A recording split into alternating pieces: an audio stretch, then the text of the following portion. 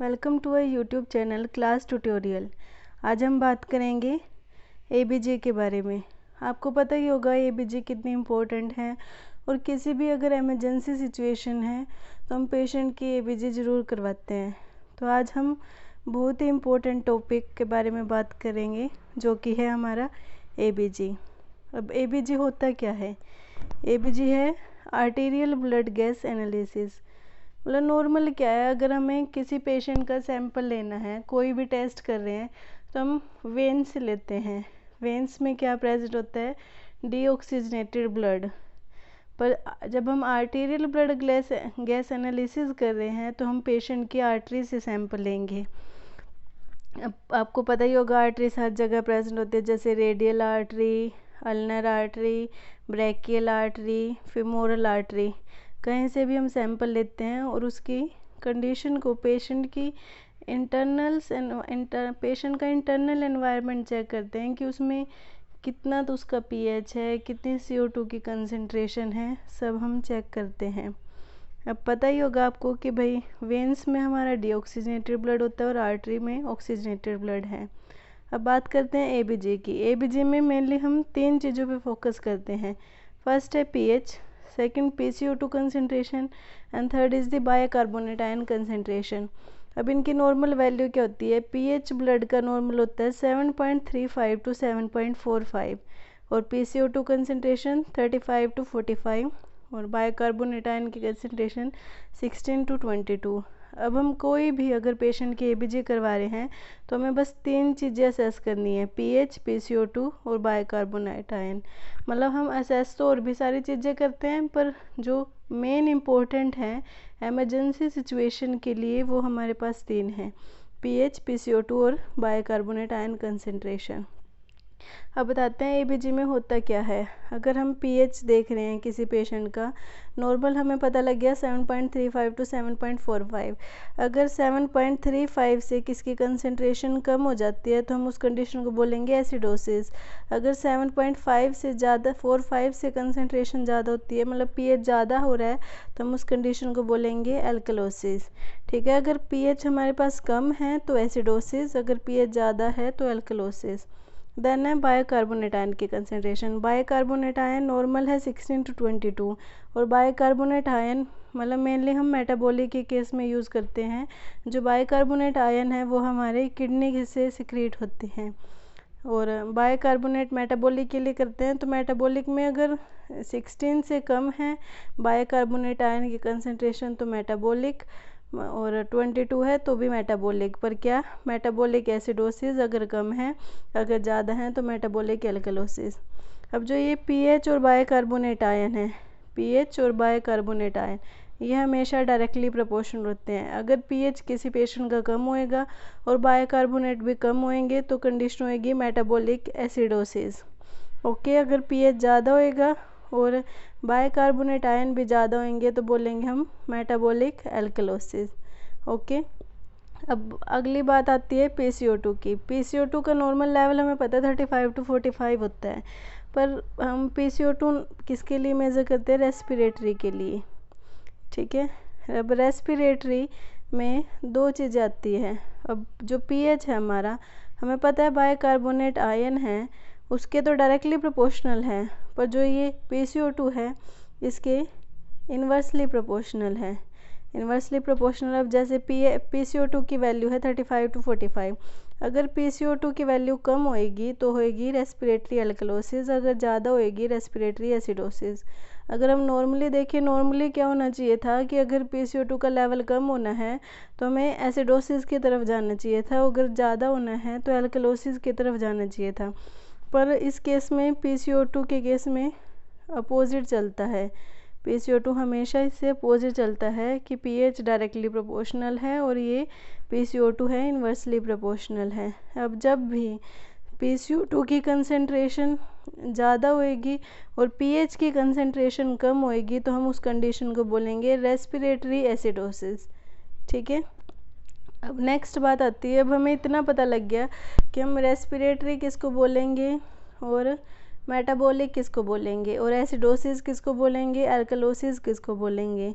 पर हमें कैसे पता लगेगा, मतलब किसी के हम ABG देख रहे हैं, अब किसी में मतलब तीनों वैल्यू डी अरेंज है, pH भी, PCO2 भी और बाइकार्बोनेट आयन भी। तो हम उसके बाद हम तीन टर्म्स यूज़ करते हैं। फर्स्ट है compensated, second uncompensated and third is the partial compensated. इसके हिसाब से हम बताते हैं जो हमारा रेस्पिरेटरी सिस्टम है, रेस्पिरेटरी सिस्टम में है लंग्स और एक्सक्रेटरी सिस्टम में हो गया हमारे पास किडनी। ये दोनों कंपनसेटरी मैकेनिज्म करते हैं। अगर हमारे मतलब मेटाबॉलिक कोई प्रॉब्लम होती है तो हम रेस्पिरेटरी उसको कंपनसेट कर लेता है, अगर कोई रेस्पिरेटरी प्रॉब्लम होती है तो उसको किडनी कंपनसेट करने की कोशिश करती है, आइदर बाय एक्सक्रेटिंग और बाय एब्जॉर्बिंग मोर बाइकार्बोनेट आयन कंसेंट्रेशन। तो हम बात करें पहले कंपनसेटेड की। हम कंपनसेटेड कब बोलेंगे, अगर हम किसी पेशेंट की ABG देख रहे हैं तो अगर उसी पेशेंट की ABG में उसका pH का लेवल नॉर्मल होता है पर PCO2 और बाइकार्बोनेट का आयन की कंसंट्रेशन डी अरेंज है। जैसे pH तो किसी पेशेंट का है 7.35, PCO2 है मान लो 52 और बाइकार्बोनेट मान लो 39, ठीक है। तो हम उस चीज़ को बोलेंगे कंपनसेटेड, सिर्फ कंपनसेटेड बोलेंगे।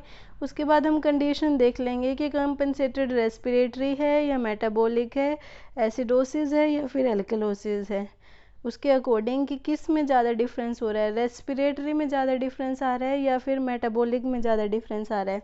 जैसे कि PCO2 का लेवल मान लो हो गया 78 और हमारे पास बाइकार्बोनेट का आयन की कंसंट्रेशन है 28 और pH हमारा नॉर्मल है, तो हम इस कंडीशन को बोलेंगे रेस्पिरेटरी एसिडोसिस। कहने को तो हम इसको मेटाबॉलिक एल्कलोसिस भी बोल सकते थे, पर यहाँ पे डिफ़र कर रहा है, लेवल डिफ़र कर रहा है। यहाँ पे PCO2 की वैल्यू है उसमें ज़्यादा वेरिएशन आ रही है as compared to bicarbonate ion concentration, तो हम उस चीज़ को बोलेंगे रेस्पिरेटरी एसिडोसिस। ओके, तो ये था हमारा कंपनसेटेड के बारे में। नेक्स्ट है अनकम्पनसेटेड। अनकम्पनसेटेड कब बोलेंगे, जब तीनों की कंसंट्रेशन, तीनों की वैल्यू डी अरेंज हो। जैसे pH भी हमारे पास मान लो 7.48 हो और PCO2 भी मान लो 48 हो और बाइकार्बोनेट आयन भी मान लो 8 हो, मतलब तीनों चीज़ें डी अरेंज है, तब हम उसको बोलेंगे अनकम्पनसेटेड। अब उसके बाद हम देखेंगे उनकी आयंस की कंसंट्रेशन के डिफरेंस में कि भाई वो रेस्पिरेटरी है मेटाबॉलिक है, वो आगे फर्दर बात है, बट फिलहाल हम इसको ये बोलेंगे अनकम्पनसेटेड जब तीनों की वैल्यू डी अरेंज हो। देन नेक्स्ट है हमारे पास पार्शियल कंपनसेटेड। पार्शियल कंपनसेटेड का मतलब क्या है कि बॉडी में कंपनसेशन हो रही है, हमारी बॉडी खुद कंपनसेट करने की कोशिश कर रही है लॉस के अकॉर्डिंग, बट वो पार्शली कर रही है। उसमें क्या क्या वैल्यू दिखने को मिलेगी कि जैसे किसी पेशेंट का pH डी अरेंज है और PCO2 और बाइकार्बोनेट आयन इन दोनों में एक की वैल्यू नॉर्मल है और एक डी अरेंज है।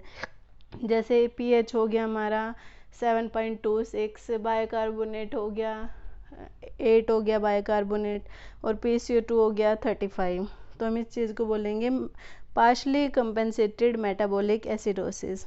ओके, ठीक है। अब आगे उसके बाद बात करते हैं हम कि जो हम ये pH चेक कर रहे हैं, PCO2 का लेवल चेक कर रहे हैं बाइकार्बोनेट का, इसकी वैल्यू क्या है हमारी बॉडी में, कि हम क्यों ABG करवा रहे हैं किसी पेशेंट की भी, ऐसी क्या ज़रूरत पड़ेगी कि हम वेन से सैंपल लेके भी पता कर सकते थे भी पेशेंट की क्या दिक्कत है क्या नहीं, तो हमें आर्टीरियल सैंपल ही क्यों लेना पड़ा, हमें pH इसकी ज़रूरत क्या पड़ी।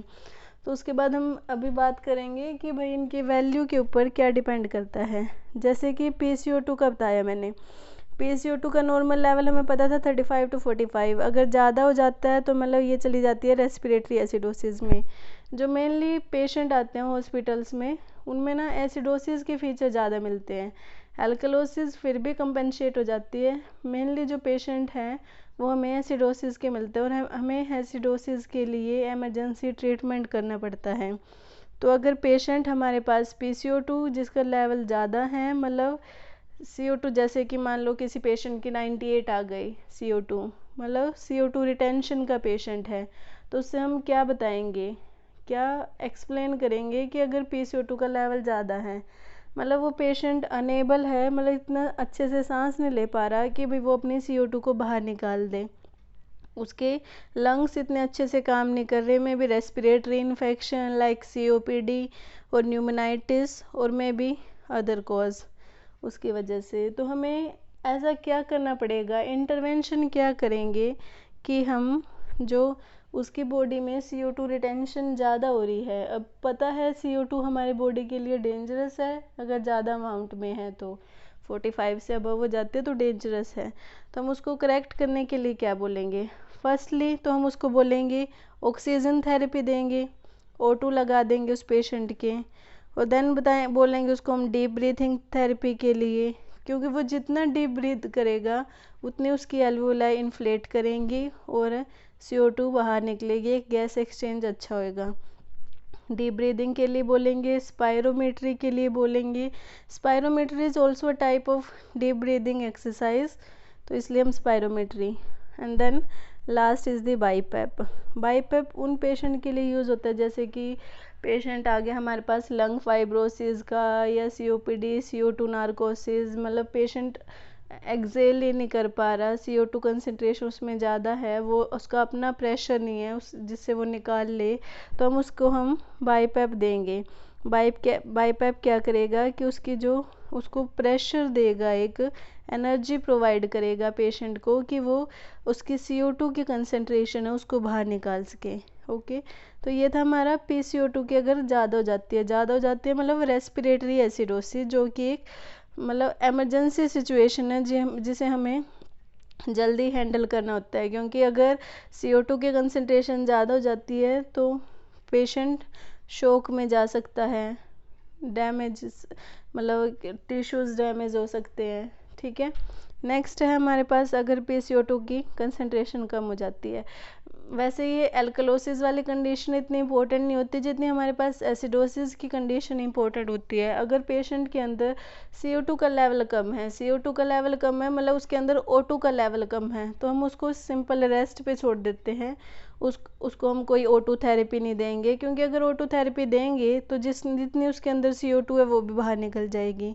तो इसमें बस मेनली इंटरवेंशन तो यही होती है कि हम O2 थेरेपी को स्टॉप कर दें। अब CO2 का लेवल तो हमें पता लग गया, अब करेंगे हम बायोकार्बोनेट आयन। अगर बायोकार्बोनेट आयन का लेवल कम है, मतलब मेटाबॉलिक एसिडोसिस, उसकी बॉडी में मेटाबॉलिक एसिडोसिस है, तो हम उसमें करेंगे injection SBC, soda bicarbonate ions देते हैं हम उसको करेक्ट करने के लिए। It is also emergency situation. Acidosis है, मतलब मेनली एसिडोसिस है, एमरजेंसी सिचुएशंस होती हैं। एल्कलोसिस को हम फिर भी ट्रीट कर लेते हैं, पर एसिडोसिस के लिए हमें इंटरवेंशन करने की बहुत ज़रूरत होती है। जैसे कि अब बात कर लेते हैं, एसिडोसिस की बात हुई, मेटाबॉलिक एसिडोसिस, तो उसमें आता है एक DKA क्या होता है, डायबिटिक कीटो एसिडोसिस। जो पेशेंट है डायबिटिक वाले, उसमें कॉम्प्लिकेशन है एक DKA, मतलब अनकंट्रोल डायबिटीज़ है किसी पेशेंट के, तो उसके यूरिन में कीटोन आने शुरू हो जाते हैं, जैसे कि 1+ कीटोन, 2+ कीटोन, 3+। 1+, 2+ नॉर्मल रहते हैं क्योंकि वो मे भी वोमिटिंग की वजह से आ जाते हैं, तो जब 3+ कीटोन आ रहे हैं तब हमें इंटरवेंशन की ज़्यादा ज़रूरत होती है। अगर 1+, 2+ भी आ रहे हैं, उसमें अगर हम प्लेन NS देंगे तो तब भी उसको करेक्ट कर लेंगे। और मेनली DKA के पेशेंट में क्या होगा, कीटोन की लेवल भी ज़्यादा मिलेगा, बाइकार्बोनेट आयंस का लेवल कम मिलता है, और ऐसे ही पोटेशियम लॉस भी ज़्यादा मिलता है, क्योंकि ये पोटेशियम लॉस करवाता है। जो इंसुलिन होता है हमारी बॉडी में वो हाइपोकैलेमिया कोज करता है। अब DKA का पेशेंट है तो उसके लिए हम इंटरवेंशन क्या करेंगे, अगर उसका बाइकार्बोनेट की आयंस की लेवल कम है, जैसे कि 8 है, 6 है, तो हम उसको सोडा बाइकार्बोनेट इंजेक्शन देंगे। फर्स्ट हम 50 ml से स्टार्ट करते हैं, NS 500 ml में 50 ml या 100 ml में 50 ml, तो 2-3 ड्रिप देंगे हम। 150 ml या 200 ml तक हम उसको SBC देंगे, फिर उसके ABG करवाएंगे। अगर नॉर्मल आ जाते हैं तो हम SBC स्टॉप कर देंगे। और जो इंसुलिन के लिए हम क्या करते हैं कि उसकी शुगर का लेवल ज़्यादा है तो न्यूट्रलाइजिंग ड्रिप देते हैं। न्यूट्रलाइजिंग में जैसे पहले हम देंगे NS 500 ml में 25 यूनिट इंसुलिन। अगर ये करेक्ट हो जाता है, अगर 300 से नीचे आ जाती है उसकी RBS, तो हम देन देंगे DNS 500 ml में 12 यूनिट इंसुलिन। ये एक न्यूट्रलाइजिंग का काम करते हैं, और इनमें हम साथ के साथ KCL भी दे देते हैं अगर उसका KCL लेवल कम हो रहा है। मतलब ये जो DK की है, DK और मतलब जो ABG है हमारे लिए मतलब बहुत इम्पोर्टेंट है। तो हम किसी भी पेशेंट की ABG करवा रहे हैं, खासकर हम जो रेस्पिरेटरी केसेस हैं उनमें करवाते हैं, तो हमें इमरजेंसी सिचुएशन है कि अर्जेंटली इसको हैंडल करना होता है उसकी pH, PCO2 और बाइकार्बोनेट आयंस की कंसंट्रेशन पे। ओके, सो आज के लिए इतना ही काफ़ी है। आगे भी मैं ऐसी वीडियो बनाती रहूँगी।